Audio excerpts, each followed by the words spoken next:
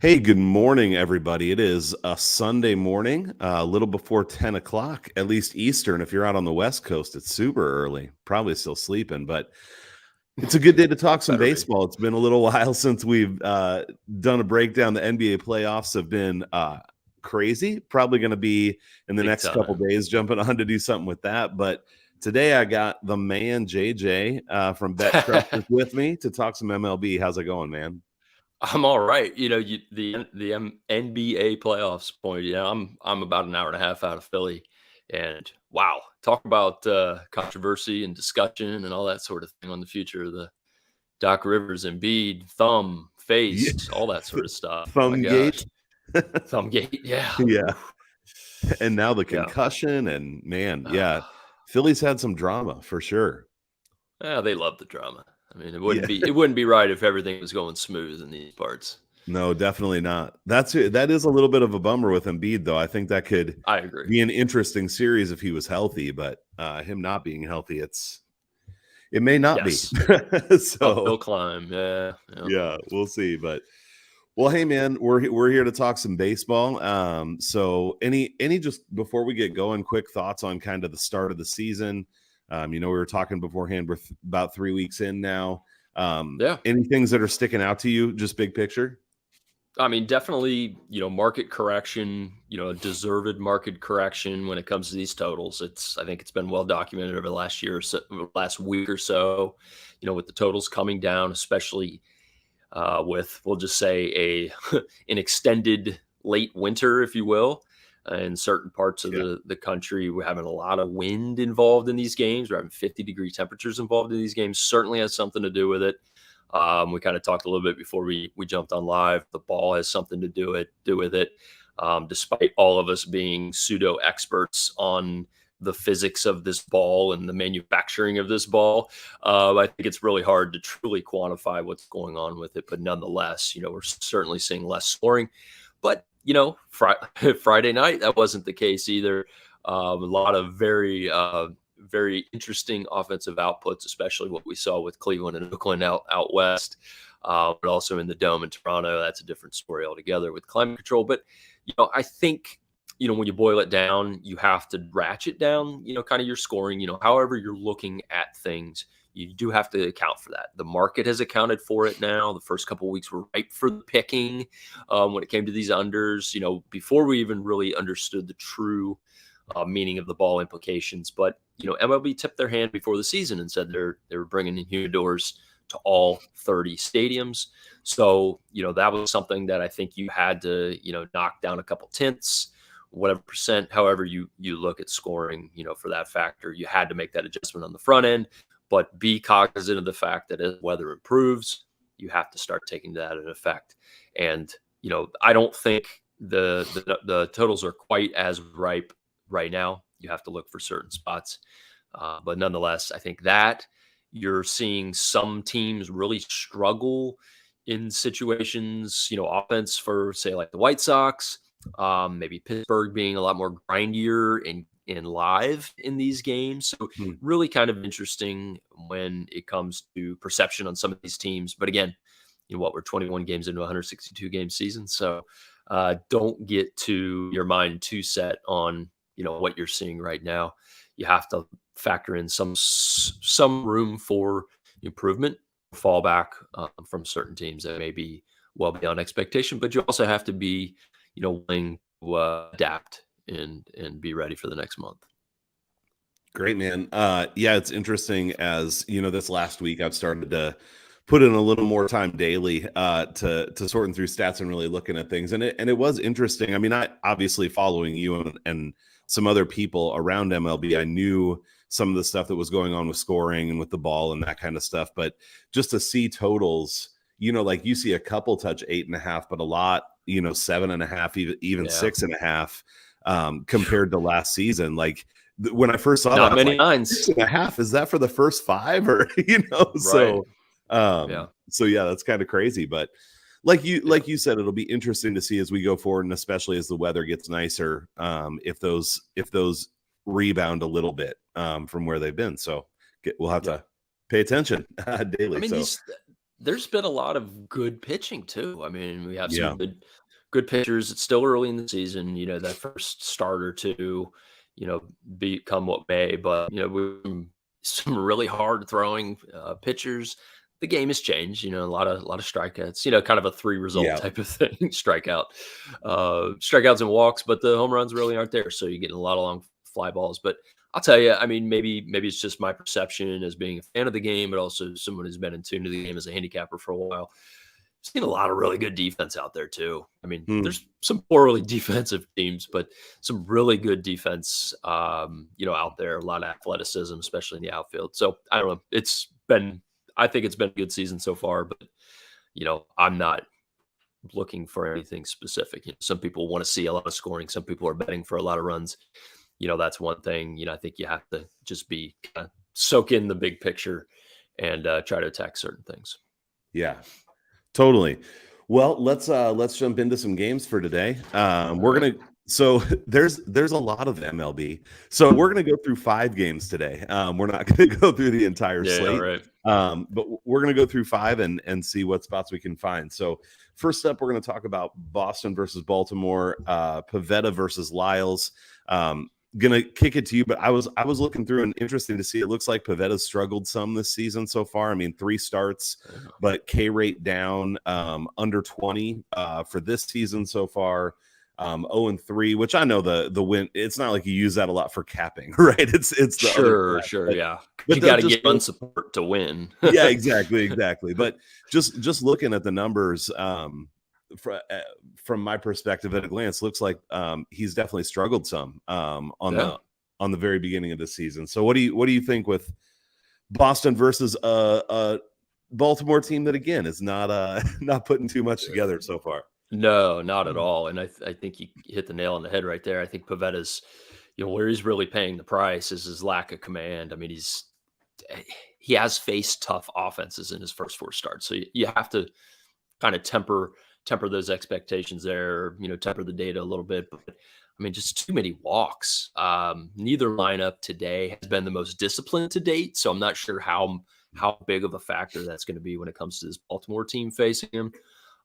He's been punished by the long ball. Baltimore has the second lowest lowest number of home runs in the league too. So you kind of have the weaknesses of Pivetta and how do they line up against this Baltimore offense. And, arguably this is probably his easiest spot to date, in the 4 starts that preceded him. Could have the type, I don't know, he could have that type of game where he's giving up the contact, he's putting people on base, but you're getting long fly ball outs. We also have a little bit of rain in the forecast this afternoon. We're north of Baltimore ourselves here. A little bit of a problem with the Dover NASCAR race too, but that could play an effect. And I don't know. I don't think it's supposed to be heavy rain, just probably a nuisance type of rain. That to me makes it even more of a little bit of a wild card when it comes to just having that factor of some dampness. Does it hurt the pitchers more? Does it hurt the batters more? I don't know. So I think that's probably another signal that says, unless you have a really strong feeling about this game, weather may make it a little more unpredictable, may throw some of the stronger points out of a handicap out the window. But again, he's facing off against Jorge Lopez. His numbers have been a little more under control, I would say, than Pivetta. When it comes to he's pitching to contact, he's not really giving up those free passes, the walks, boom or bust in 2 starts. And now we go back to reliability. If you're really trying to put a handicap together, you want to see some sort of reliability. Jordan Lyles doesn't give you that. 2 tough outings at Tampa, at the Yankees, but then he's had 2 with 1 run over 10.1 innings. So could very well have that same type of success that he did in Oakland against a Boston lineup that's more or less struggled. Oakland is a team that strikes out a lot more than Boston. So again, we've got pros and cons for these pitchers and a lot of pros and cons for these lineups that, make me want to lean away from it. They're both teams are way below expectation at the plate. Boston more so than Baltimore by far. I think we're seeing a little bit of regression from the Baltimore bullpen, which started the season on fire. They also probably will be out without their closer today, as Jorge Lopez has gone 2 straight games in high leverage situations. So I'm not really sure what aspect takes over in this game. Is it the poor pitching? Is it the underperforming lineups? Is it a weather? I think if I had it to me, I'd lean dog here, as Boston minus 150 is a little rich. It's probably an overpay. Still not enough meat on the bone for me at plus 130. I think, that's about where I make the line. I think it needs to be 140-ish. Still, I think there's just too many questions for me, but I would lean dog. Okay. Yeah, this is one of the reasons that I pulled this game up is last year I would look to the Orioles quite a bit because they tended to have some value because they got overlooked all the time completely, and they lost a lot of games, but they would hang in there, especially in particular situations. And so as we were talking about the game, I actually hadn't gone and looked at the line specifically yet, but I thought, man, given what you're talking about and looking at the struggles that Pavetta's had and how Lyles has done, which has been kind of okay so far, if this is like plus 150 or better in what feels like not a coin flip maybe, but close to one, that would feel like a good spot. But yeah, plus 130 right now is the best line. And so doesn't, like you said, not enough meat on the bone. That feels true. Just listening to you talk and the numbers that I had looked at, if that line was a little wider, I think I would have some interest, but this is actually worth a shot. Yeah. This is one of the things I'm like being reminded of strategies I used last year, but I definitely did try to look for these spots where it seemed like coin flip games where there was good plus money, especially in the first 5, because in the first 5 you also have that chance of a push if you take the money line. Sure. And so this probably, especially as a dog, that's really nice. Yeah, exactly. Yeah, they can fight, right? Kind of like Pittsburgh did against San Diego in the first 5 yesterday. So that's the sort of thing where I think you're dead on, and the idea, and we talk about this a lot in NFL. The more variance, the more variability, all these different factors that go into trying to handicap a game, especially whether it be first 5 or full game. The flow of a game, when there's a lot of disruptive factors, pitchers that walk a lot of people, or are prone to a lot of walks, feeding into that small ball. I think the walk a guy and, get punished by a home run factor is less so far this season for the reasons we talked about, but it's probably less in a weather environment like we're going to have this afternoon in Baltimore. So, the types of variance that we're seeing with this here, weather, sketchy pitchers, slumping offenses, really asks for you to take the dog. Yeah, for sure. All right. Great. Well, let's move on to the next one. Up next, a little bit higher profile game, maybe. We have Houston taking on Toronto. Valdez going against Gaussman in this one. Looks like, just briefly looking at the numbers, looks like Valdez has gotten off to a decent start, though. Again, looks like he's struggled with command some in terms of a pretty high walk rate early in the season. What do you think about this game? Yeah, I think if we want to start with the pitchers, I think you got 2 very good starting pitchers on the bump. Gaussman obviously gets the edge. He's proven when he was in San Francisco, of what he can be given his pitch mix and his mastery, if you will, over basically 2 pitches. Being a type of guy, it's not what you typically want out of your starter to just be a 2-pitch guy. That's what you want out of your closer, hard thrower, wicked, change up, slider, whatever it may be. Gaussman's kind of got that, but he has more of a mastery over those to where he can go 6 innings. That's why you see a 7.5, 8 total on this game in a dome with 2 very good offenses. Compared, I think Framber's one of those guys that he's been getting away with low strikeout, high walk type of formula, or higher walk type of formula. It cost him a short start in Arizona, paid the price against the Angels, which is a very good hitting team, no doubt about it. But I think you have more uncertainty. Talk about that uncertainty, that variability. You have more uncertainty with the lefty Valdez here in this situation as compared to Kevin Gaussman. And he's replaced Robbie Ray quite well for Toronto. I think, when they let Robbie Ray walk, took on Gaussman, that more or less was, I thought was a very decent trade-off. There was probably a greater percentage that Gossman was going to maintain his level that he had in San Francisco as compared to Robbie Ray, who, he just completely slashed his walks last year and earned the Cy Young, because of that, basically controlling the game type of pitcher. Now, here's a situation where you got a guy Gossman who has given up 0 walks and has a 32.6% strikeout rate. So, I mean, that's so far so good. The signing Gossman and letting Ray walk was a brilliant move. Interesting thing to note with Gossman is he has a 391 BABIP. So, guys are, if they get the ball in play, they're getting on base.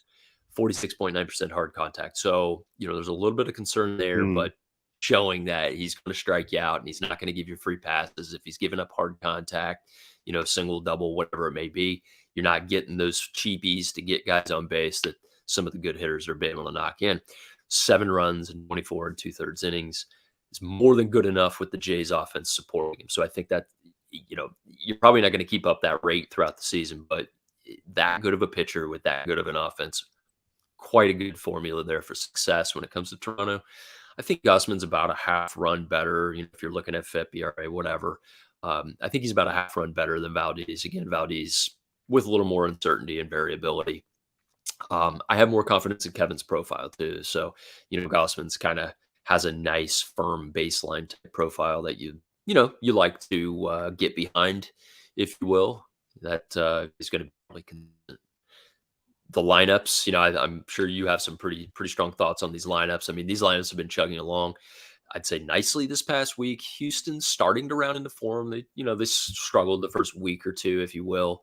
You're not seeing any bias issues for handedness, lefty righty type of things in this one. Toronto against a lefty, doesn't matter. They hit everybody. Houston should be good on both sides, but they've been fine against righties. So no real red flags here or anything that would say, okay, here's a strong suit. They're just both good offenses. They've both been slugging around the 420 mark for this past week. Big step up for Houston.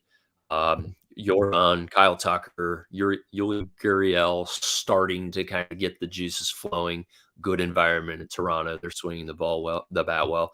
Again, you got Toronto. You got Yuli's brother, Springer, Vlad. Raimel Tapia is starting to contribute quite a bit at the plate, as well as being a good defender. So, really just good form with 2 offenses, which is pretty cool because you have good pitching, good offenses, pretty well evenly matched, I would say, offensively, given their current form, but probably a couple percent edge for Toronto's lineup. Yeah.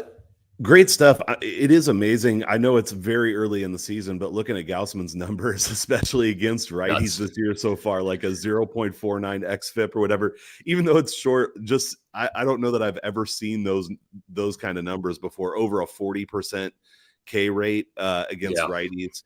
So for me in this game, I was curious to hear you talk about the offenses. I'm still getting used to a little bit. I mean, somewhat the same, but a little bit different Houston lineup this year. Last year, they were so strong offensively. The thing that interests me here is if Gausman isn't making as many mistakes, especially in potentially putting people on base, and both offenses are pretty strong, it feels like that should give Toronto more opportunities to capitalize. You get one, if they get a handful of free runners in some of these innings, and then Houston doesn't, that just gives Toronto a lot more opportunity in my mind to be able to plate a few more runs. So it feels like a relatively solid place for Toronto. Like, it seems like some good edges to me for them. Yeah. But again, when you look at the line, it's -140 or whatever. And so again, if this is closer to a coin flip, I mean, hearing you talking stuff I've looked at, I think even if it was like -115, -120, I would probably be interested, but -140 just starts to feel pretty wide. Maybe the edges aren't big enough to be able to capitalize. So I couldn't agree more. I think this is, a lot of similarities, different teams altogether, but a lot of similarities with the Boston Baltimore game. in that, obviously we're talking about different, flip flop with the dog and the favorite home and away, but I think 130 is about right. So I think you're paying up Sure. for Toronto, and probably not getting enough for Houston. That straddle, the plus Yeah. and minus straddle that the books offer, catch a lot of games that I'll kind of handicap, catch probably 80% of the games that I look at. The numbers that I make, they fall in that straddle, and I'm not gonna reach where I don't think there's a good enough edge, in that regard. And um, oh, wow. Sorry. Just seeing some things light up on one of the games we're going to talk about here Oh, later. all right. So, Get some breaking anyways, news. yeah, I was looking, just check the line here real quick again while we're talking. But yeah. Anyhow, the thing you also have to look at is both bullpens. They will factor, maybe arguably not quite as much. If Gossman, I expect him to go 6, and I think that does help with the fact that Toronto has managed their relief pitching resources fairly well. Okay. Jordan Romano has been dead on nuts. He's locked it down. I mean, you look pretty much every other day. He's coming in. He's either getting a win or locking down a save like he did his last couple outings. Their bulk is a little bit weaker, but again, if Gossman goes 6, it takes a lot of pressure off that middle relief, and you get right to some of their high leverage guys. So it's interesting. I don't really see too much of a difference there between the bullpens. I would like to get involved in this game, but I think I'm going to be watching this one. This should be a really good game. Yeah, should be an interesting one. All right, well let's move on to one with a couple teams who are not faring so well. That'd be Yeah. Cincinnati and Colorado. Cincinnati so far worst offense in the league. Maybe Oof, by far. and by far. All right, this is everything I say right now is going to be with a little bit of hesitancy because it's like I think I'm right, but am I right? Yeah, So I think yeah, so. Yeah. I was Yeah. looking at just runs scored so far, and they've scored 66 runs in 21 games. Yep. So obviously struggling. On the other side, Colorado. We also have 2 pitchers in San Martin and Freeland who have both struggled this year in a park that's known for giving up a lot of runs. However, I know early in the season you were riding Yeah. the under train in Coors Field. So what do you think? What do you think for today? I do, and every time I talk about it, the under in Coors Field goes over. I think it's 4 times this year. Twice I put it, 2 or 3 times I put it in an article, pay the price every time. And then once when I was telling you guys, we were saying, got to do this, we got to do this. It's Yeah. been running so well. And anytime I mention it, we talk about it, I put in an article, it goes over. Yesterday, I kept my mouth shut about it, completely stayed under. That's the way it goes. So I'm going to keep my mouth shut about the total in this game, but I think it's 10.5. But you do have some pretty tough pitchers, and not tough in a good way. I mean, tough Yeah, right. when they're representing your team. I mean, who are we kidding here? The Reds can't hit though. Right. The problem Friday night wasn't with the Reds hitting, except for the ninth. I think they put 3 over in the ninth because Colorado was up 10-1. So, Wow. but it's their bullpen that is really gave it up to Colorado here. You saw it last night as well. And San Martin is one of several young Reds starting pitchers who are just, it's trial by fire, and they're taking their lumps. Even Hunter Green, he's going to take his lumps. He's 22 years old. San Martin's a little bit older, but he's not really fooling anyone right now. And that's tough because he's been, he's trying to survive the whole death by 1,000 cuts type of thing, just giving up a lot of hits and, getting hit. And you have a Colorado team that's hitting pretty well, other than when they went to Philadelphia. I think things kind of slowed down, but just they're picking up where they were last year and being a very good team at home. So that certainly should weigh heavily on the Colorado side. And you got Freeland, you look at the ERA, what is it, 6.16? But you start to look at some of the underlying, 405 FIP, 378 XFIP, 370 Sierra. It paints a little bit of a rosier picture. A little bit better than that 0-3 record, but you kind of figure the underlying numbers, and then you tie that in with Cincinnati's inability to really get anything going, not have a whole lot of power. Joey Votto hitting in the 100s. India in and out of the lineup since he's been back from injury. I just don't know how much you can expect. I mean, Cincinnati's a team. I think I wrote about it. Recently when we were involved in one of the games in the article that. They're a team that just they can only score when they string together a bunch of oddball stuff and small to the T. And that small ball, when you have an offense that is as half as productive as the league average. So it's really tough to expect a lot out of them. It could be an opportunity for the Reds, but I'm not really sure. And I think they have to, they might be the perfect type of lineup for Kyle Freeland to really be successful against. So again, I think it's Colorado or pass. I'm not sure I'm really willing to pay the big price. The Rockies have been really good against left-handers. So I don't know, if you're a team total guy, maybe you want to look at the over 5.5. Yeah, I don't mind. I don't mind that look potentially. This is one that I do have a little bit of interest in. Again, the line is it's borderline to me, but I think at least partly too, it's that it's so early in the season. So with San Martin, also he's struggled against righties a lot, but it's such a small sample size. I don't know how much to take away from that, and we don't have like tons of historical numbers at the major league level or anything to look back on and see if there's regression there or anything.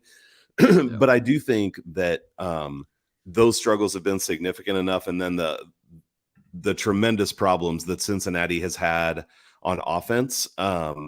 And like you said, Colorado being pretty good at home, I feel like this is a decent spot. So I haven't decided if I'm going to take anything on this yet today, but I potentially like what you're saying about the team total there too. Then, if Colorado does end up giving up a ton of runs, you could still be okay. So, yeah, I was looking to see one thing that I didn't really go too far in depth, because once I got, looking through everything, I was like, I can't.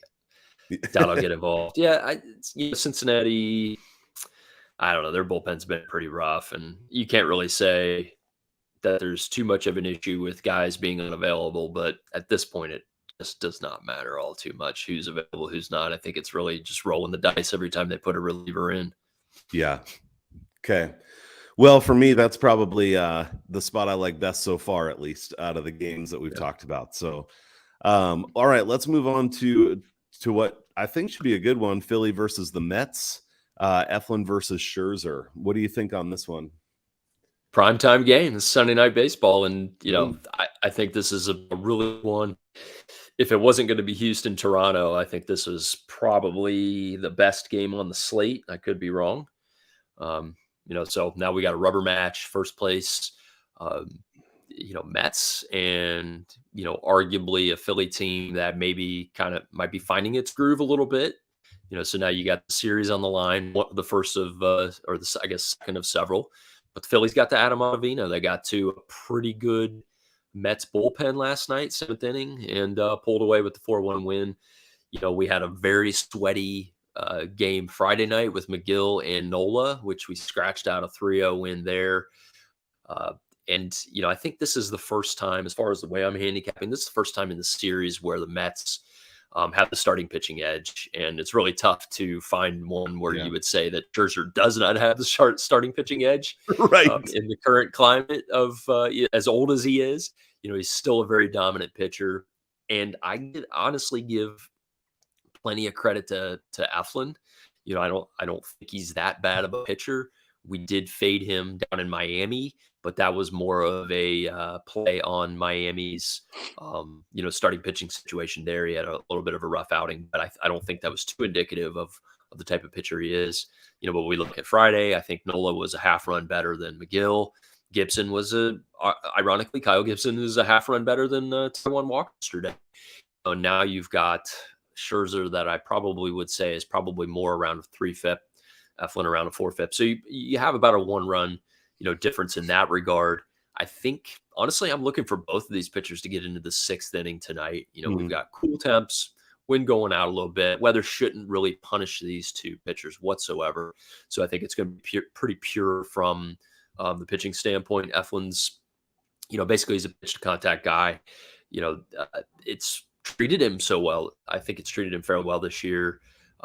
Very good command, not giving up a whole lot of walks. I think a 5% rate last year was a career low, 3.6% walk rate last season. So he's continuing along those lines, which is very reassuring, I'd say, for Philadelphia to have a pretty reliable pitcher. I don't mind pitchers, getting hit, giving up 6 innings or 6 hits over 5 innings, 6 innings, as long as they're not getting crushed. I don't mind them giving in that way. I'd rather them pitch, get the strike zone, not nibble too much. You get beat by a good hitter, you get beat by a good hitter, but I just do not like when pitchers give up a lot of free passes, because that's where a lot of trouble can come into play. But he's getting weak contact. I think he's keeping hitters off balance. Good curve, changeup. So, a lot of positives there for Eflin. Scherzer, though, he's rounding into form. A little bit of a tough start. Still got the win. Tough start in Washington. But he's gone 7 innings the last 2 starts. Philly got 5 hits off of him when he was down there. Took 3 walks a couple weeks ago. But, the strikeouts line well against a Philly team that's, last week, 26.6% strikeout rate last week. So you got a strikeout pitcher in Scherzer, dominant pitcher in Scherzer, intimidating pitcher in Scherzer. I'm going against a team that's been whiffing a lot. Doesn't make him perfect. Doesn't make it, a lock by any means. But I think if we're going to talk about pitchers, I think the bullpen situation favors the Mets. Both have been decent, though. The Philly bullpen, has been turning around. They started to turn around last year.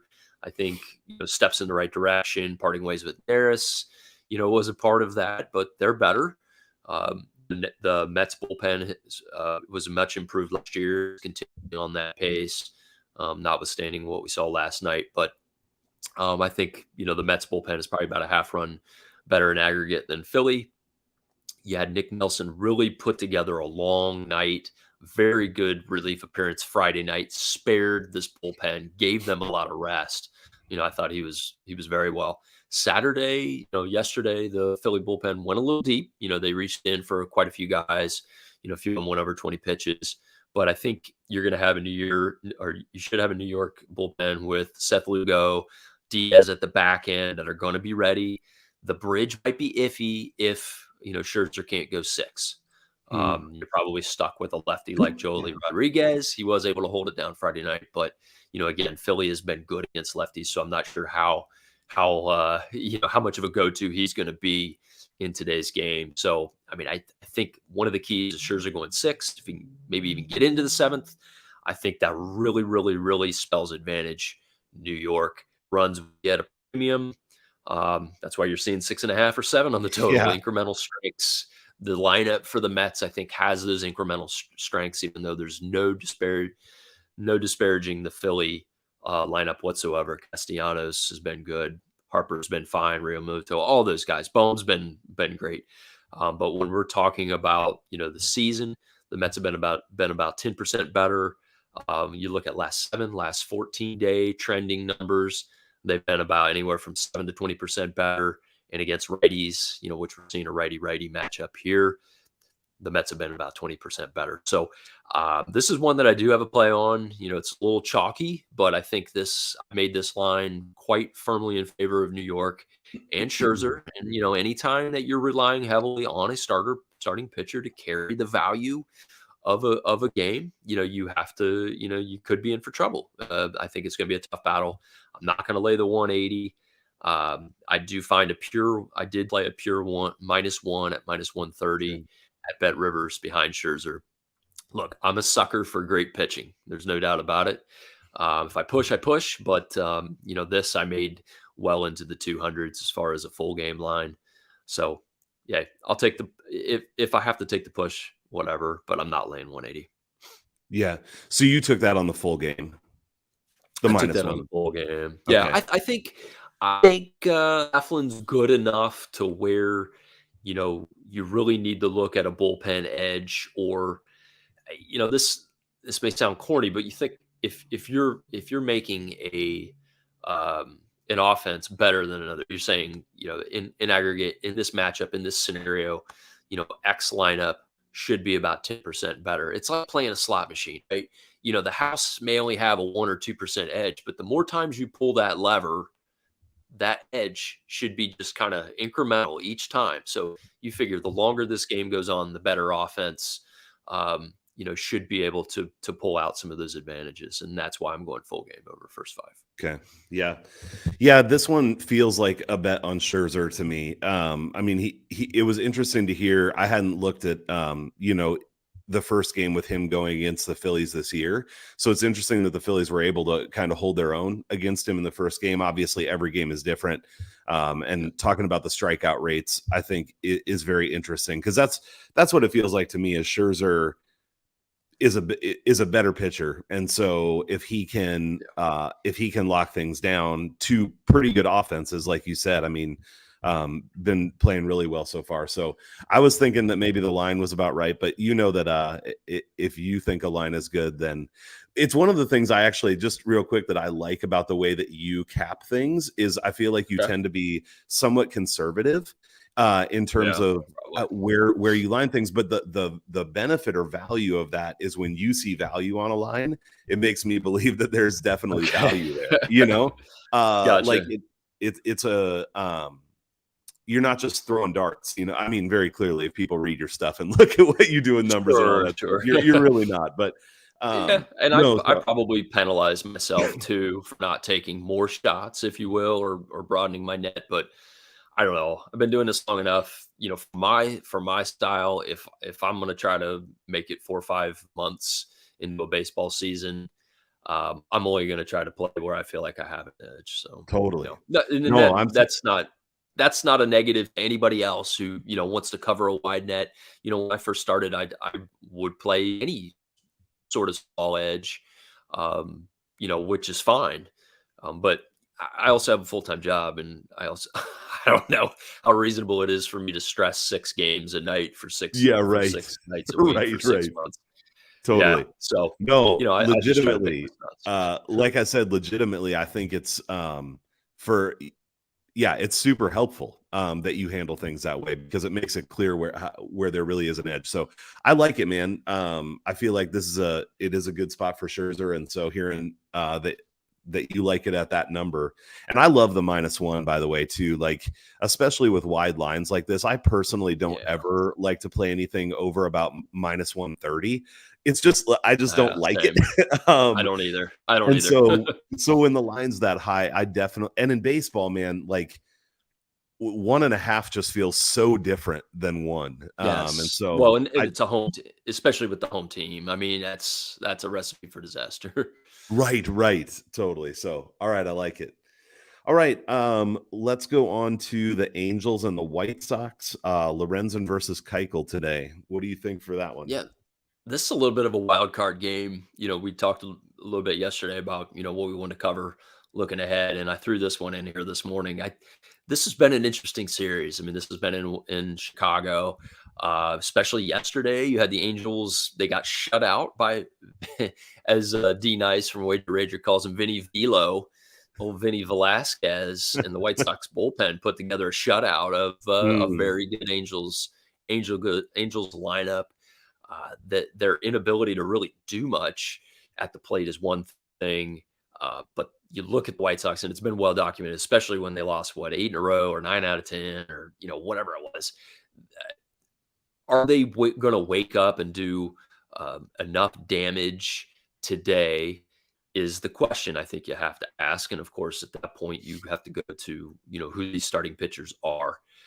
Chicago's handedness splits have a huge disparity in the first few weeks of the season. Their calling card has been being good against left-handers in recent years, but they've also been very good against right-handers as well. They have a 146 WRC plus, which is adjusted for field, for stadium, but a 146 against lefties this season. And this is an offense that has struggled for the most part, but they've made a lot of, I think, did not do much against Lynch in Kansas City, but otherwise they have been fantastic against lefties. They went up against Suarez from the Angels yesterday and made him pay, but they have a 65 WRC plus against righties. So, now they're facing a righty today. LA is an equal opportunity hitting team. Now that they have guys really kind of clicking, they've been good on either side of the plate or against either side, pitching. The last 7 days, they've been really clicking. They're coming to a cold weather environment, stiff wind going right to left. Not sure how much of an effect that'll have on balls leaving the park, but I think that's why we got to look at starting pitching. Dallas Keuchel has been tough to pin down this season. I mean, we're talking about a guy whose best outing came last week against the Royals. Okay. Royals not hitting very well. Somehow he still walked 5 batters and skated with 2 unearned runs. Ton of ground ball contact, which is a little bit, tricky because the White Sox defense has been subpar. They've been able to overcome that the last few years with very good hitting, but it's really cost them. Tim Anderson, the rest of the infield especially has been, booting a lot of plays. So that White Sox D continues to be a liability. Have a pitcher in Kykel who is either going to walk guys or he's going to give up weaker ground ball contact, but it's been tricky for these fielders. And then you have former Red Michael Lorendon, a guy that was, one of their kind of promising relievers, had a couple injury setbacks. They were trying to groom him into becoming a starter. And now you have the Angels that have taken that ball and run with it. Other than the big stumble that he had at Houston a couple weeks ago, and again, Houston starting round into form offensively, that cost him a loss, but he's been strong against Cleveland in his latest outing. Four walks were a little bit of concern, but really mowed down a Cleveland lineup that had started off pretty hot against righties. Continues to harness a very good sinker, so he's getting ground ball contact. That could be tough for the White Sox. That the Angels defense has been playing fairly well, even though I had them, neutral coming into the season. They've played been good. The 179 BABIP for Lorenzen does concern me, but that might have more to do with putting it around and having a decent defense there to take care of business behind him. So you have the win, you have low 50s. I think scoring could be at a premium. This is an interesting first 5 inning spot that I'm looking to play. Kind of a Keuchel fade. Also a play against the White Sox inability to really do much against righties this season. We're talking about a 194 average against righties. That's the second lowest in the MLB. 554 is the lowest OPS for a team against right-handers. Also the lowest WRC plus against righties. So the struggles of the White Sox are well documented. Are they going to continue that to justify the price on this? You're looking at about a minus 150 behind the Angels on the first 5 money line. Or do you reach and expect them to be completely inept in those first 5 innings? And you can get plus 135. I think I saw it come down a little bit to plus 125. A couple shops that have that posted for under 1.5. It's a very, very thin margin, but you're getting a good return. Instead of laying 130, you could take 130. Maybe you put a little bit together. I haven't quite made up my mind on how I want to play this, but I'm fairly confident that I'm going to get involved in the Angels' first 5. It's just whether I want to do the whole is scoring going to be at a premium? So if it is truly going to be at a premium, 2 runs by Chicago could end up winning the first 5 money line. It would beat the under 1.5 runs. So if that's the situation, if I feel strongly about that, then I'm more than likely going to take the plus money at under 1.5. With thinking that 2 runs could sink it, given the weather conditions. So I'm not really sure what I'm going to do with this game, but most likely we'll attack the first 5.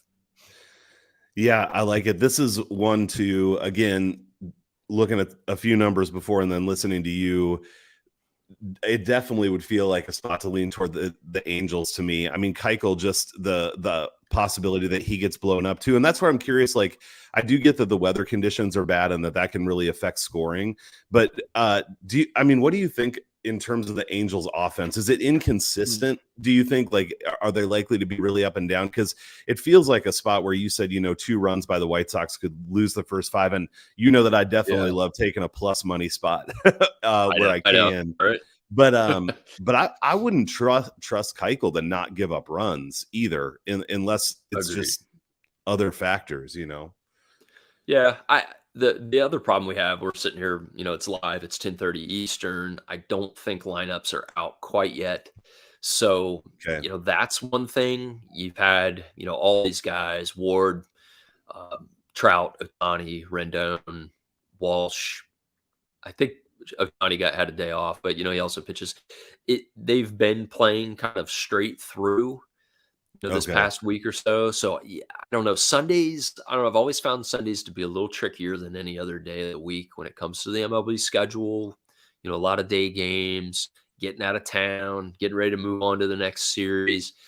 Lineups can be a little funky, but I think either way, the Angels offense has a firm edge here, and I wouldn't let that necessarily shy me away from this. I think the debate is, do you play the pure money line, or do you play with some confidence on a nice plus 130, plus 135 that the White Sox aren't going to score more than one run in the first 5 innings?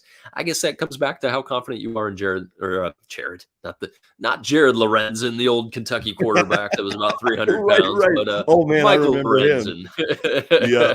Yeah. So Awesome. I think that's kind of a philosophical thing, and I myself Yeah. haven't quite resolved that quite yet, but I will get involved one way or another. Nice. Okay.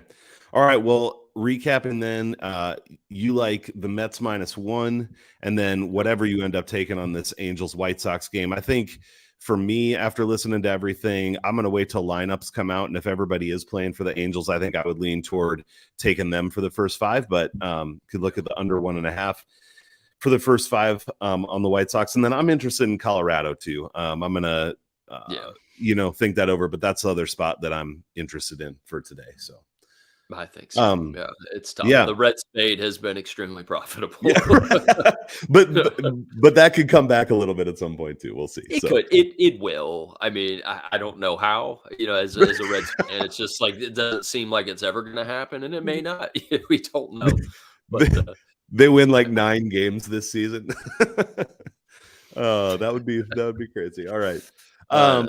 Well, hey, thanks for jumping on Sunday morning and doing this, man. It's fun. Always love hearing you talk about baseball. So, and hopefully most people know, but you can find JJ at the BetCrushers on Twitter. And then I was wondering too, like the write-ups you do for games are so good. And I think you can do you send those out like via a newsletter or just post them on Twitter, or what's the best way for people to find those? Yeah, so I always try to get a link up early in the morning. I usually get the articles done first thing in the morning. Rarely the night before if there's some situation, but yeah, when they're published, we have quite a few people that subscribe, so they get an email update that's at the bottom of the links. But yeah, you can find us at the BetCrushers on Twitter. We usually get a link up there and we'll pin it. Whether it's baseball season, up in the daily post up to the top.